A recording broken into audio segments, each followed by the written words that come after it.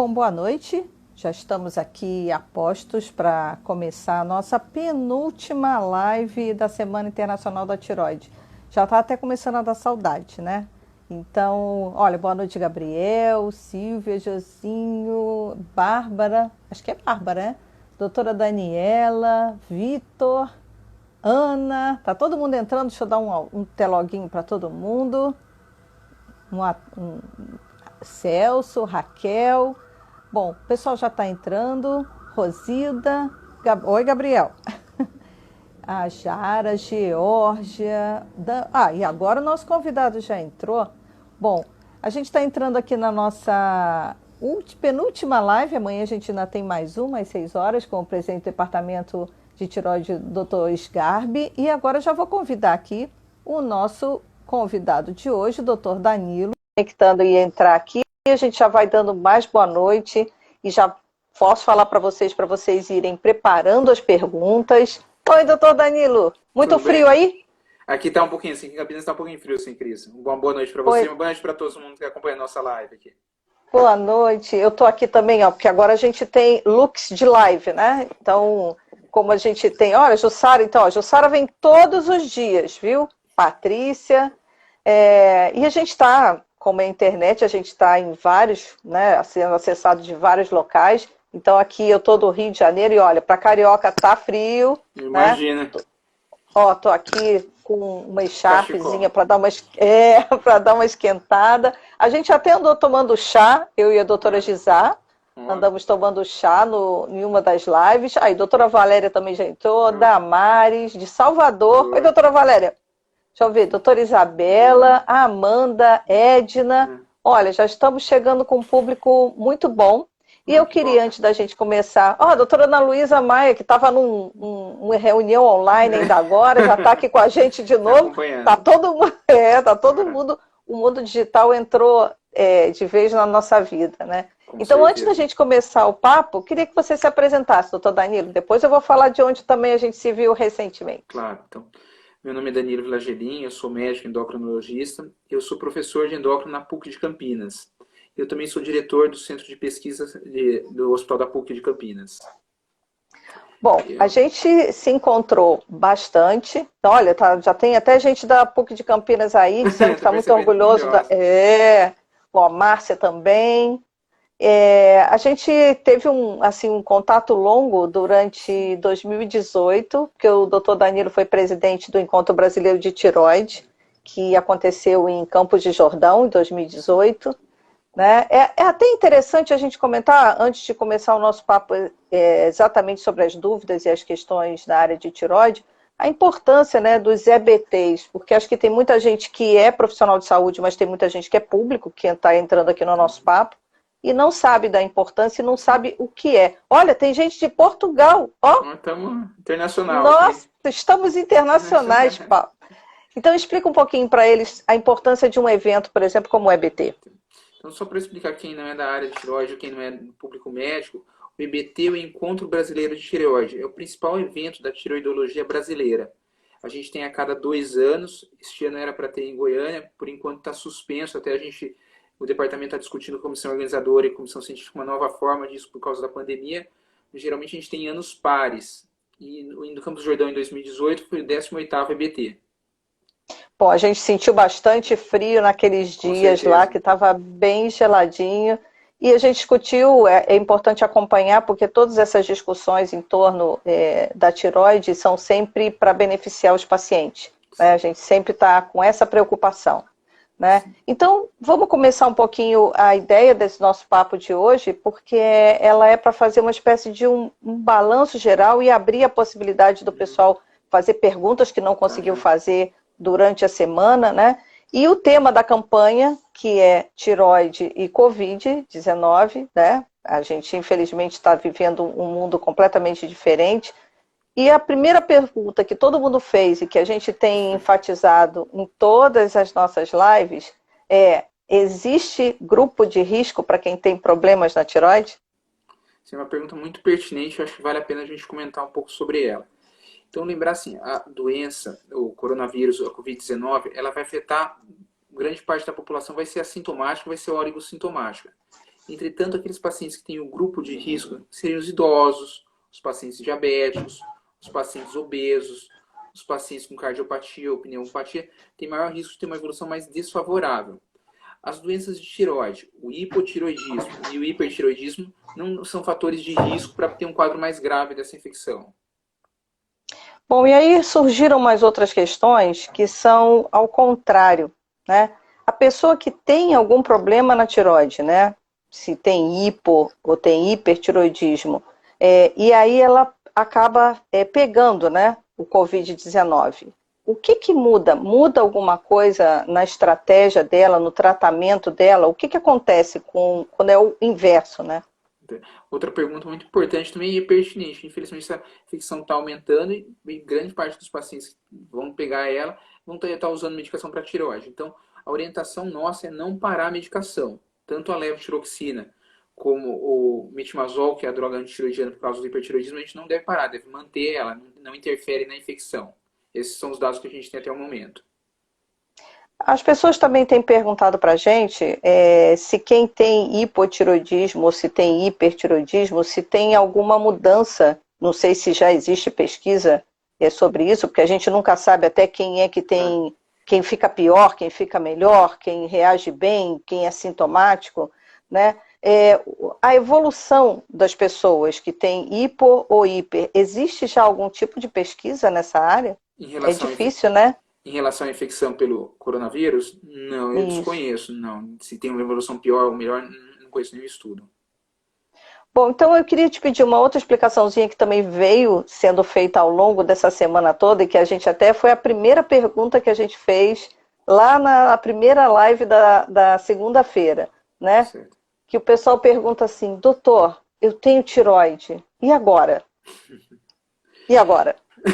É uma boa pergunta, tá? Então, lembrar, só para a gente conseguir colocar isso numa figura maior, assim, os problemas da tireoide são problemas comuns que afetam grande parte da população, principalmente as mulheres e as pessoas mais velhas. Então, quando vai envelhecendo, vai tendo mais chance de ter problema na tireoide. Então, a gente pode classificar os problemas da tireoide de três formas. A disfunção tiroidiana, que é o hipotiroidismo, é quando a tireoide funciona pouco, e geralmente o tratamento para isso é a levotiroxina. Ou quando a tireoide funciona mais do que deveria, que é o hipertiroidismo. Então, são problemas quanto ao funcionamento da tireoide. Um terceiro tipo de problema seria a presença de nódulos tiroidianos. Nódulo na tireoide é uma coisa comum, é alguma coisa frequente na população, principalmente quando a gente vai envelhecendo e nas mulheres novamente. E a grande maioria desses nódulos não são nódulos malignos, não são câncer. A minoria desses nódulos que preocupam a gente. Bom, existe algum momento de algum problema no hipo ou no hipertiroidismo que faça a pessoa ter que ir a algum hospital, ou é um atendimento que às vezes a gente recebe muitas perguntas nesse sentido? Em que momento ela teria que ter um atendimento hospitalar? Ou ela pode aguardar? Como é que funciona? A maioria das doenças tiroidianas não vão apresentar um evento agudo que leve o paciente no pronto-socorro a uma situação de emergência. Eu posso destacar talvez 2 ou 3 situações. Uma delas seria a crise tireotóxica. É o extremo do hipertiroidismo. É quando o indivíduo, o paciente, está com muito hormônio tiroidiano. E esse hormônio tiroidiano ele começa a levar à disfunção de outros órgãos, problemas no coração, pode dar febre, pode dar arritmia cardíaca, pode levar a alteração neurológica. Nessa situação que é algo extremo, algo raro e infrequente, isso justificaria a ida no pronto-socorro, mas não é o que a gente vê no geral assim. Um outro problema que foi até o motivo do nosso web meeting ontem, o João e o Adriano abordaram isso, é o problema da orbitopatia. Então existe um grupo de pacientes que tem uma doença chamada doença de Graves. É uma forma de hipertiroidismo, é a forma mais prevalente na nossa população. E ela pode cometer a região dos olhos, a região da órbita, que a gente chama. Fica com aquele olho saltado. Nessas situações, algumas vezes, situações raras, também extremas, você pode precisar ir no pronto-socorro, que você tem um quadro que pode perder a visão, mas não é o que a gente está acostumado, não é o nosso todo dia, falando uma linguagem popular, não é o arroz e feijão que o endócrino está acostumado. Bom, a Simone, acho que é a Simone fez uma pergunta. Antes, vou dar boa noite para a doutora Carolina Ferraz, da Comissão de Campanhas, que já está aqui com a gente. Também está prestigiando a gente. Pois é, temos que prestigiar. E a pergunta que geralmente o pessoal faz, aliás, ninguém fez nessa semana, essa pergunta que a Simone fez agora. O Não fez hipotiroidismo isso. tem cura? Então vamos lá, essa é uma pergunta muito É, pertinente. pode explicar. Então, o hipotireoidismo é a disfunção tiroidiana, é a alteração da função tiroidiana quando a tiroide está Caio, produzindo menos hormônios. Nessa situação, tá ouvindo, Cris? Tudo certo? ouvi. Então, Deu uma queda, mas voltou. nessa situação, tem algumas etiologias. A principal etiologia no nosso meio é uma doença autoimune, que a gente chama de tiroidite autoimune ou tiroidite Hashimoto. Então, o que consiste isso aí? O seu corpo produz uma substância que a gente chama de anticorpo e vai lá e vai destruir a tireoide. Esse processo pode ser lento, pode ser mais rápido, mas tem uma destruição. À medida que tem essa destruição, você não volta atrás. Então, por isso que o hipotireoidismo, a disfunção tiroidiana não vai ter cura, o processo é contínuo. Outras causas, por exemplo, se você tirou a tireoide por motivo de cirurgia, também não vai voltar a funcionar. A tireoide não tem como nascer de novo. Então, acaba tendo nessas situações, você vai ter que conviver tomando hormônio tiroidiano pelo resto da vida. Tanto o hipo como o hiper, né? O hipertiroidismo ele é mais curioso. A principal etiologia que eu tinha comentado com você também é uma doença autoimune que a gente chama de doença de Graves. Existem as drogas antiroidianas, é uma possibilidade de tratamento, e elas vão levar à remissão da doença em alguma coisa em torno de 50%, 60% da população. Então você vai tomar o remédio durante um tempo, depois o médico vai, quando achar necessário, vai tirar a medicação, e uma porcentagem desses pacientes vão ficar com a função tiroidiana normal. Você sempre vai monitorar esse paciente, mas existe a possibilidade de ficar com a função tiroidiana normal e não precisar tomar remédio. É claro que é um tratamento que demora algumas vezes anos para fazer isso, não é uma coisa simples. Aproveitando, ó, o Luiz já está aqui com a gente também perguntando se existe alguma alimentação específica para reduzir ou melhorar ou mudar a situação no caso dos nódulos tiroidianos. O Luiz também é uma boa pergunta e é importante a gente falar do iodo. Então, o que a gente sabe? Em regiões que você tem deficiência de iodo, você tem mais possibilidade de a doença nodular de tireoide. O Brasil não tem deficiência de iodo, pelo menos esse é o consenso dos últimos estudos mostram isso. Então não teria indicação de dar iodo para diminuir nódulo. Isso não existe, isso não é preconizado. Pelo contrário, se você tem nódulo tiroidiano, você ofertar mais iodo, você pode deixar esses nódulos começarem a funcionar sozinhos, levar a uma outra doença. Então a gente não suplementa iodo de maneira rotineira. Vou aproveitar e até comentar isso pedir para você explicar, porque algumas pessoas não sabem, né? O nosso sal é iodado, e eu lembro que foram muitos debates do departamento de tireoide. Vários EBTs. Muitos EBTs para que isso conseguisse alcançar o governo. É até importante o pessoal que não acompanha a parte científica, porque é o público leigo, como são importantes esses encontros para fazer mudanças de comportamento, inclusive em normas do governo, né? Você pode explicar um pouquinho para eles essa parte do sal, o iodo no sal, que é para poder ficar mais claro? Claro. O iodo ele é uma parte importante da formação dos hormônios tiroidianos. A ausência do iodo, a carência de iodo pode levar ao que a gente chama do bócio, são aquelas regiões pessoas que ficam largadas. E na criança, pode levar até a uma doença chamada o cretinismo, que é o hipotiroidismo da criança. A criança não desenvolve o cognitivo dela adequadamente. Então, isso não existe no Brasil atualmente. O Brasil é considerado um país que tem a ingesta de iodo adequada. Então, não existe a indicação de suplementar. A gente vê alguns pacientes, alguns médicos prescrevendo o Lugol, que é a forma do iodo que a gente tem hoje, algumas gotinhas. Não é o que é preconizado isso. Se a pessoa até toma a mais, isso vai causar algum efeito grave ou alguma coisa, o organismo reage quando você tem excesso? Sim, tanto a falta é prejudicial como o excesso. Nosso organismo ele é programado para funcionar numa situação ótima. Então, se você tem carência ou tem excesso, isso pode levar à disfunção. Olha, deixa eu ver aqui uma outra pergunta que chegou aqui agora. Espera aí. Deixa eu perder. Olha, tem um monte de perguntas. Peraí, que deixa. Olha, o pessoal agora se animou. Olha, é verdade que o consumo de couve, eu acho assim, o pessoal tá muito preocupado com determinados tipos de alimento Eu vi uma se pergunta sobre soja, passou interferem. por aqui, eu percebi uma pergunta de Pois soja. é, a soja também. É, Ah, assim, determinados de uma forma geral, né? Porque eu acho que não é nenhum alimento A, nem B ou C. uhum, De uma forma geral, eles interferem. Antes de você responder, eu até vou comentar com o pessoal o seguinte: a gente está entrando aí já há mais de 60 dias nesse processo de quarentena. entendo. Eu, por exemplo, eu acho que nós pedimos aqui em casa uma vez comida. Todas as outras nós fizemos. Fomos lá dizendo, Mas brincando. Pois saudável, é, alimentação fomos. saudável, isso é bom. Exato, fazer fumaça. Nós fomos todo dia quase fazer fumaça na cozinha, né?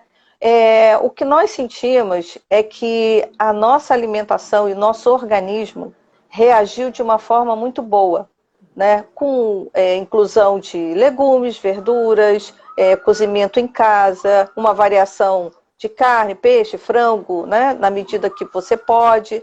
Então, eu acho assim, de uma forma geral, eu acho que é alimentação boa que provoca também bons resultados no organismo. Eu acho que na tireoide tem muito mito, né?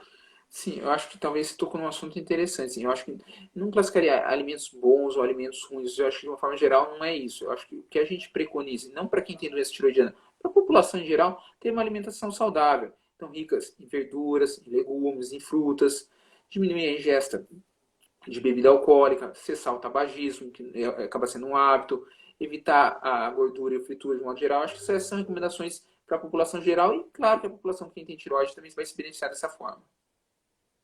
Por que tem tanto mito em relação a determinada comida fazer bem ou determinada comida não fazer bem? Por que tem tanto mito em relação à alimentação e à tireoide?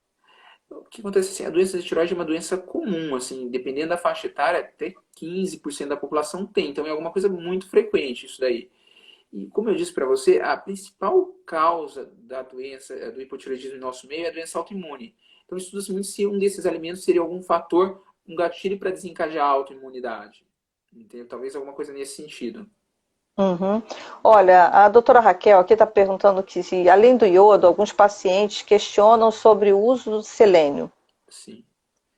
O selênio ele é um óleo mineral e ele está relacionado a uma enzima que age no metabolismo dos hormônios tiroidianos. De forma geral, a gente tem poucos dados no Brasil, mas a gente não tem uma deficiência de selênio que acontece na Europa, por exemplo, que é na região da Itália, onde tem alguns estudos, eles são deficientes.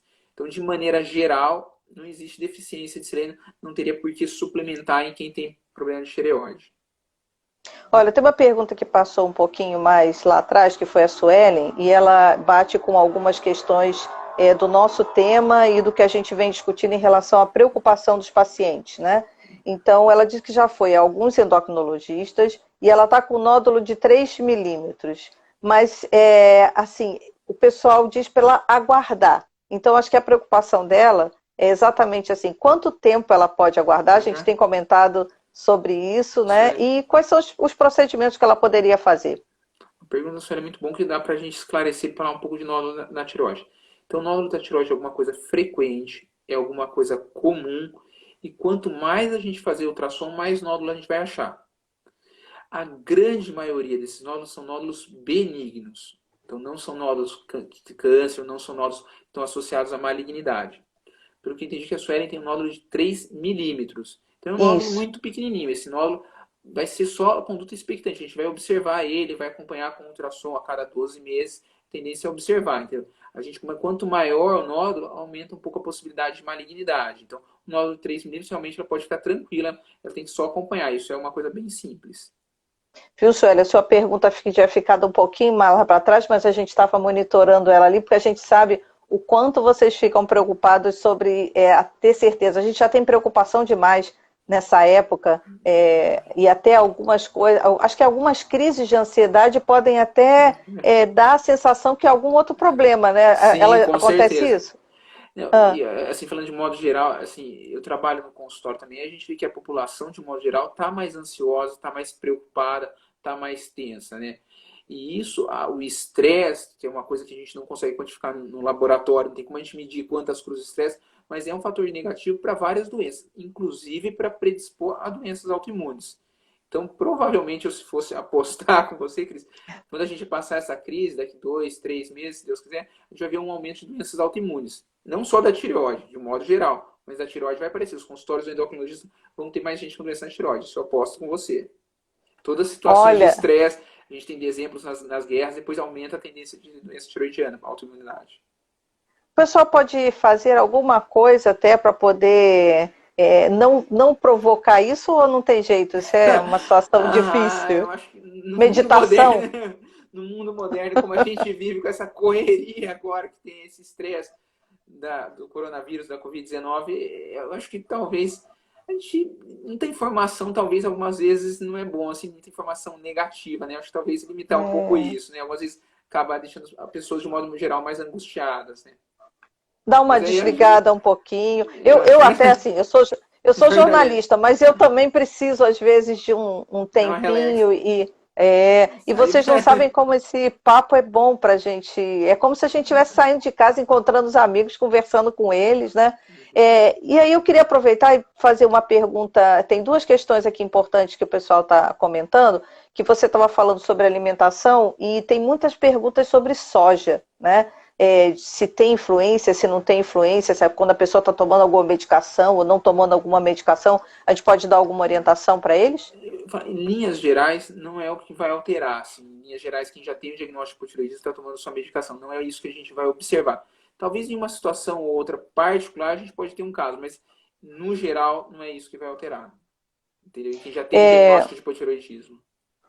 olha, a Edna que está até perguntando, quem tem hipo ou hiper, tem mais propenso a ter algum problema de imunidade? Provavelmente é o que é a coisa que a gente tem conversado muito. O pessoal acha que quando a imunidade está baixa, É, automaticamente vai ter mais propensão a desenvolver o novo coronavírus, né? é.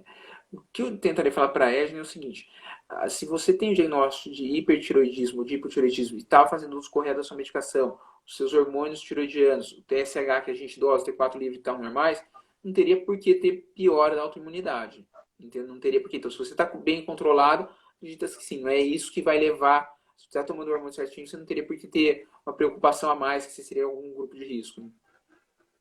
Antes de fazer até um comentário, uma outra pergunta que chegou aqui, sobre essa questão do grupo de risco, algumas pessoas entraram depois, então é só para lembrar vocês que o fato de ter hipo ou hipertireoidismo não te coloca como um grupo de risco para desenvolver o Uma Covid-19. doença mais Então, grave, assim. pois é, então calma, gente, vamos ficar mais calma, a gente já tem problema demais para ter mais um, né? E aí, voltando aqui, falando sobre vitamina D. Eu sei que também tem um assunto que está sendo levantado demais em todos os lugares, e aí a pergunta seria: o hipotiroidismo provoca algum tipo de baixa na vitamina D?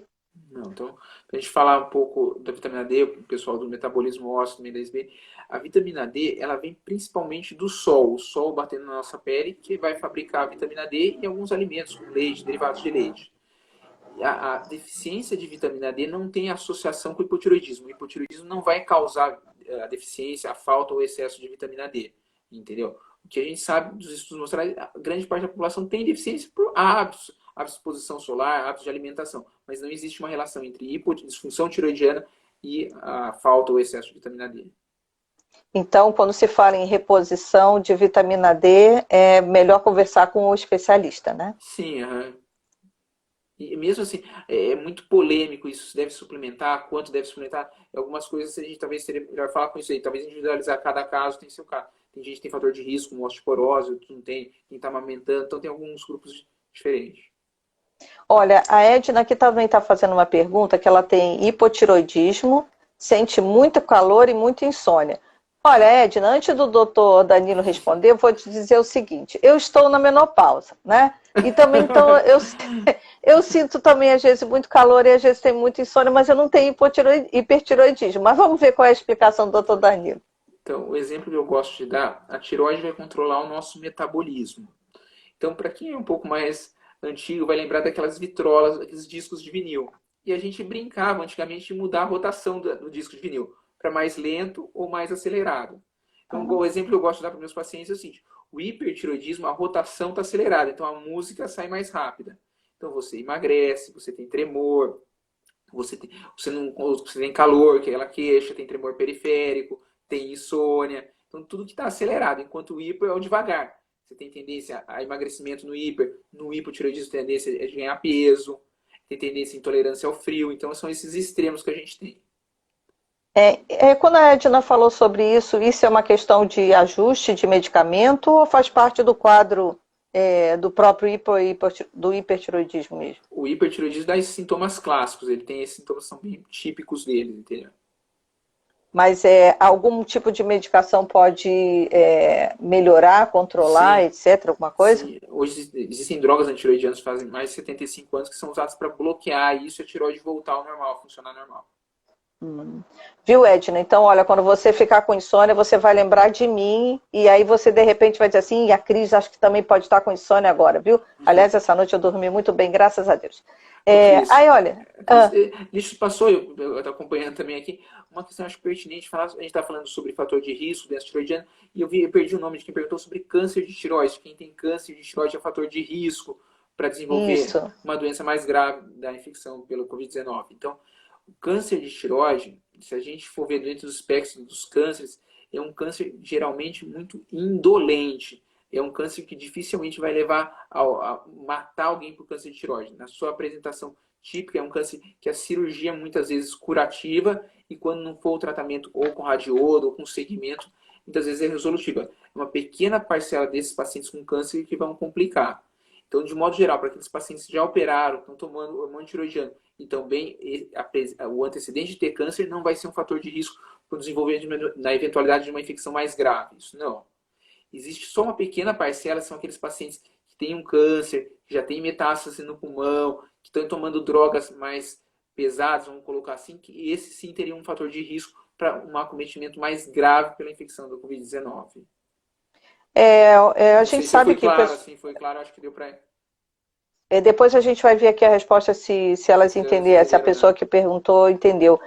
Tem até uma pessoa que fez uma pergunta de uma combinação interessante, que a gente sabe que tem visto muitos estudos e muitos trabalhos relativos a pessoas hipertensas e o Covid-19. E se isso se estiver junto a quem tem hipo ou hipertiroidismo, complica, faz parte, não vai ter problema tão grave assim? Não, aí o fator de risco seria a hipertensão e não o hipotiroidismo, entendeu? Que levaria a uma doença mais grave. Olha, tem uma outra pergunta da Ana aqui. Caso o paciente já em tratamento da doença tiroidiana faça os exames e os hormônios estejam alterados, é a mesma preocupação. Se ela de repente se transforma no grupo de risco. Pelo que falei um pouquinho, mas pelo que entendi, ela tem um antecedente de ter problema na tireoide e os hormônios estão alterados. Isso. Nesse caso, seria interessante entrar em contato com o médico dela para ajustar a dose. Ou está tomando muito hormônio, ou tomando pouco hormônio. Nesse caso, seria interessante. Porque independente se tem uma infecção mais grave ou menos grave, ela não está se sentindo bem. A gente sabe que disfunções dos hormônios tiroidianos vão levar a pior qualidade de vida, pode aumentar o colesterol, pode ganhar ou perder peso. Então é interessante ela ver isso independente da infecção, do risco da infecção da pandemia. Nesse caso, esse tipo de atendimento dá para ser feito via telemedicina? Sim, é uma alternativa. Assim, no nosso país, infelizmente, a gente não desenvolveu isso antes da pandemia. A gente teve que trocar a roda do carro, o carro andando, entendeu? Recentemente foi autorizado isso aí. Talvez as doenças tireoidianas, a gente já fez a primeira consulta, já tem uma certa familiaridade com o médico, talvez isso poderia ser abordado por telemedicina. Olha, tem mais uma pergunta aqui da Elane, se tireoidite de Hashimoto é uma condição para hipotiroidismo. Sim, Elaine, então o que é? A tireoidite de Hashimoto é essa doença autoimune que você produz, o seu corpo produz uma substância que a gente chama de anticorpo e ataca a tireoide. Esse processo vai levar um dano na tireoide que vai levar ao hipotireoidismo. Então seria a tireoidite de Hashimoto é a causa do hipotireoidismo em grande parte da população. Não é exclusivo, mas é o mais comum.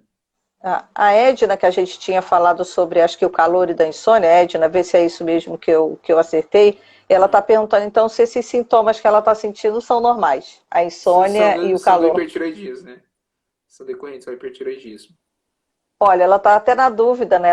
Olha, a gente já está conhecendo muito a Edna, ela tem 38 anos, né? Acabou de contar aqui pra gente, E aí a dúvida dela é exatamente isso, se por acaso a dose que ela está tomando precisaria ser Talvez, mexida ou não. talvez seria interessante conversar com o médico dela, fazer exames mais recentes, exames atuais para a gente dar uma olhada, né? Olha, sabe uma coisa interessante que eu vou compartilhar aqui com você? É que como a gente tem diversos endocrinologistas aqui participando, também acompanhando, o pessoal está conversando entre si também aqui na nossa, É um ponto de né? encontro aí, a live. Pois é, o ponto de encontro da tiroide. Olha, a Sexta-feira Cíntia à está noite. perguntando. Tá tudo A fechado, Cíntia, tá todo mundo em quarentena, então a gente vai ter papo na live. pois é, ainda mais sexta-feira, né? Se fosse uma Exatamente. sexta-feira comum, tava todo mundo se preparando para ir para a rua, para fazer as suas farras, né? Olha, mais uma pergunta aqui, no caso do Antônio. Ai, perdi. Não, aqui. Quem tem hipo vai ter alguma dificuldade em engravidar? Olha, essa pergunta é muito interessante. Então, o que que a gente sabe? O hipotireoidismo mal controlado, o hipotireoidismo sem o ajuste de dose adequado, ele é um fator de risco para diminuição da fertilidade, né, para infertilidade, para complicações na gestação, tanto para a mãe como para a criança. Então, uma orientação que a gente pode falar, toda mulher em idade fértil que tem diagnóstico de hipotireoidismo tem que fazer um ajuste de dose, olhar os exames antes de engravidar e durante a gestação, a maior delas vai precisar ajustar a dose do hormônio tiroidiano. Isso é fundamental, porque tem impacto na fertilidade, nas complicações maternas e nas complicações fetais também. Então, isso é importantíssimo. A tiroide age de maneira muito próxima na gestação. Quem fez essa pergunta, eu não sei se ele está usando o perfil de alguém ou se é ele mesmo, mas Ou é a um esposa, homem. mas eu acho que a esposa, talvez, a namorada, alguma coisa Pois assim. é. Qual o papel do marido nesse caso aí, hein? A gente tem que ajudar a fazer os exames para a gente acompanhar certinho, né? Incentivar ela a ir Olha, no médico, incentivar ir no médico, pois né, é. ajustar. Tem que ir com ela, Antônio, acompanhar, saber o que ela está passando, ajudar, né? Então, já você fazer essa colocação aqui, acho que já ganhou bastante pontos com a gente. Olha, a doutora Valéria aqui está até comentando como está tendo uma troca, Eu cada adoro, live tem eu um. vim aqui, Valéria. Pois é, Um cada abraço live para tem um Valéria. comportamento diferente, né? Olha, tem a Eliane estava colocando aqui, eu tenho hipotiroidismo, tá na menopausa, estamos, hein, Eliane? E isso dá uma confusão hormonal. Eu sei, né? Os maridos que aguentem. E não, ela não consegue identificar os sintomas dos dois. E aí isso está incomodando bastante ela. Porque o que acontece? Os sintomas do hipotiroidismo são sintomas comuns e frequentes a outras doenças. Por exemplo, quem está cansado, desanimado, sem energia, com fadiga. Talvez grande parte da população está assim e não necessariamente tem problema de tireoide. Então, não são sintomas exclusivos. A menopausa pode dar isso, o estresse pode dar isso, uma noite mal dormida pode dar isso. Então, por isso que muitas vezes a gente precisa fazer o exame para ter o diagnóstico certo. A gente precisa conversar com o paciente, examinar, colher uma boa história, mas os exames laboratoriais ajudam bastante, de modo geral, o endocrinologista. Deixa eu ver aqui que chegou até o pessoal aqui, ó. A Edna está agradecendo. Olha, a doutora Valéria já botou a gente lá numa pontuação, olha lá. Tô adorando vocês dois. Ah, olha, ele tá. É ao contrário, tá vendo? Ela é a esposa do é a esposa do Antônio que está Ele está usando usando o perfil dele. Olha, manda ele entrar aqui. Você não falou seu nome? Fala para ele entrar aqui na live depois para ver as explicações que o doutor Danilo deu e para ele poder participar desse seu momento e da sua preocupação. Porque se você falou isso, você está um pouquinho preocupado. Mas faz seu perfil no Instagram para você perguntar também, né? Deixa eu ver aqui, olha, o pessoal já está, olha, tem uma pergunta da Edna aqui. Hipertiroidismo diminui libido? Então, o que a gente fala?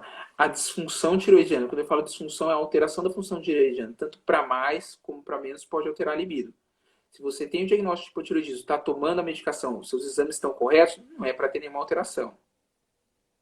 Bom, então vamos fazer, a gente já está chegando aqui no nosso finalzinho do nosso bate-papo. Eu queria pedir para o doutor Danilo explicar uma coisa que a gente, na verdade, a gente falou de vários tópicos ao longo da nossa Sim. conversa.